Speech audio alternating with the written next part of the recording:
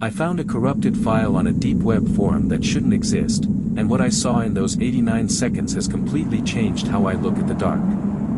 The video starts with a man in an all-white suit standing in a featureless room. His face is covered in thick, white grease paint, stretched into an impossible, jagged grin that cuts all the way to his ears. And his hands are fused into single, impossibly long, bone-white claws that twitch in the silence. It's terrifying, but then the footage glitches and cuts to a macro shot of a pulsating mass.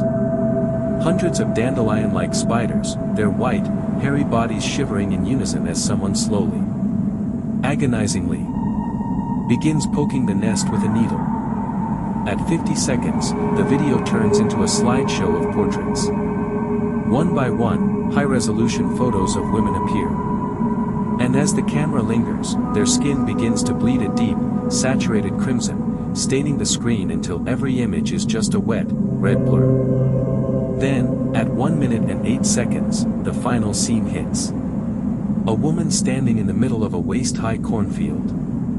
Her face is wrong, the proportions are too smooth, the eyes too wide and unblinking, and she just stares into the lens for an eternity before she suddenly pivots and sprints away into the stalks. The camera follows her until she collapses, and the last thing we see is her lifeless body dumped in a jagged, rocky clearing. Her skin starting to turn that same, unnatural red. They say this file is a digital virus that tags your device's location. And I'm archiving the metadata right here to see who else has seen it.